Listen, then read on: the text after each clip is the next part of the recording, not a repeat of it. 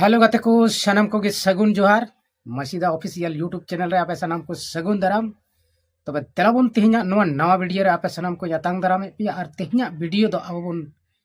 बडाई नामा मिटन मेला रे वायरल कान कुड़ी गिद्रा बखराते अदो ओका मेला रे और ओकय कुड़ी गिद्रा कनाय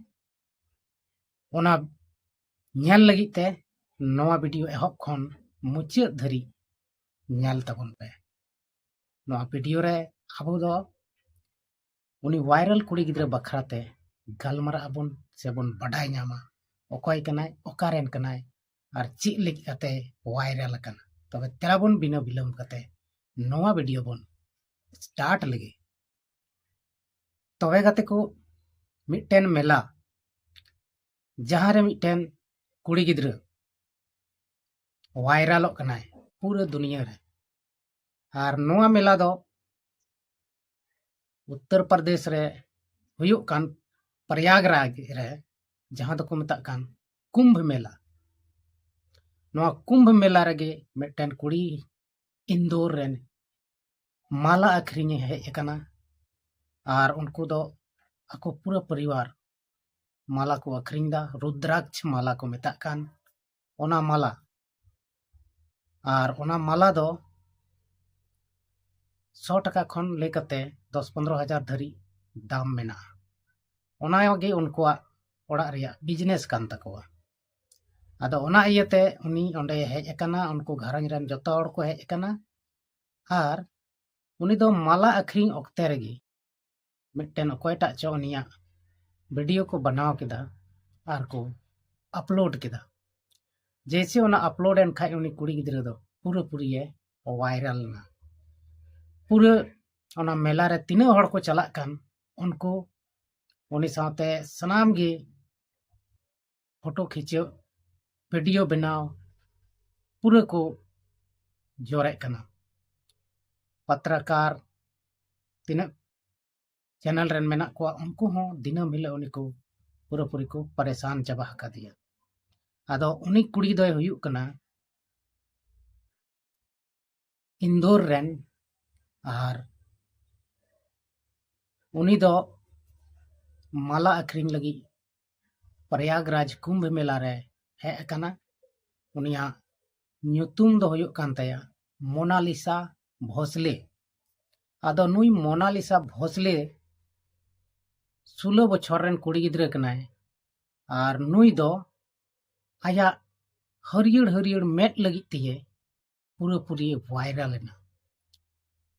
मेन दा को नुई दो अडी मौज मेट ñeलok कान तया और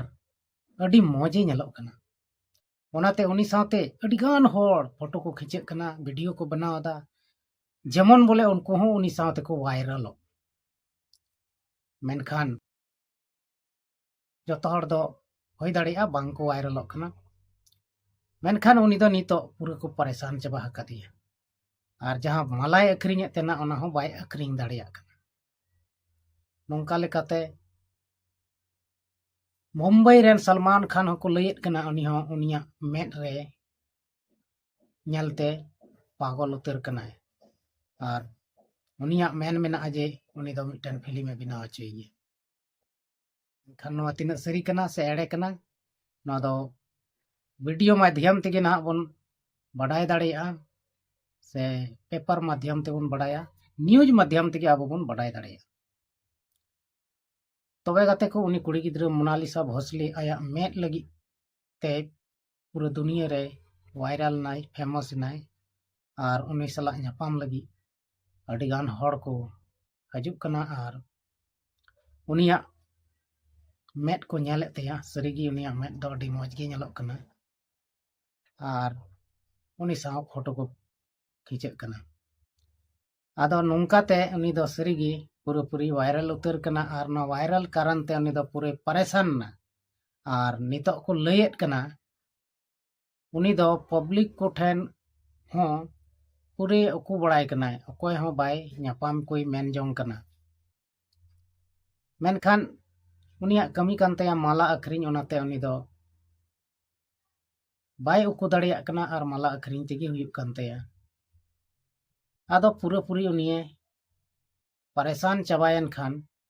लास्ट रे दो उनी ओड़ाग ते ददड़ हुयन तया और नितो दो ओना मेला खन ओड़ाग ते चलाव कना ओड़े पूरा को सिंद्रा बड़ाय दिया न्यूज चैनल वाला से तीना हड़ को बड़ाय नामे कना जे मोनालिसा nyutumani मिटन कुड़ी अड़ी जोरे वायरल कना उनी सला फोटो तुलाव लगी से फोटो खिंचाव लगी हूँ पूरा हड़ को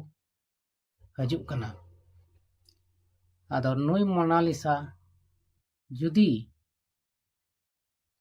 एटा जात से लटू जात रेने तहनक कोआ तो सरीगी नुई दो मिटन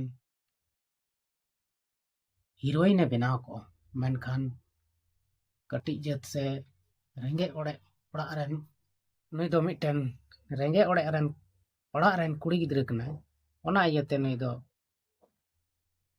पहुंच बनुक तया से चिका कते हीरोइन बना ओनाते नुई दो बाय बनाव दाड़ी कना आर नुई दो माला आखरिंग बिजनेस के कमियत कना आदो नितो उनिया यूट्यूब चैनल को अड़ी आट वीडियो वायरल कान तया जहां चैनल रगे उनिये कमियत कान से जहाना गे वीडियो बनाव कते डालाव कान पूरी वायरल कान तया मिद दिन रगे मिलियन व्यूज चला कान तया आदो ठीक गया नुई नवा प्लेटफॉर्म रे हेज कते नुई अड़ी मौज ना ए कमिया पासे बुझे कना पैसा दे कमी गया नितो यूट्यूब को फेसबुक आयमा तिना ऑनलाइन प्लेटफॉर्म में सोशल मीडिया प्लेटफॉर्म में सनाम रे वीडियो डाला लखन उनी दो भागी कोई हाँ पैसा कमिया जहाँ तिना उनी माला अखरिंग ते बाय कमी का से बाय कमाओ का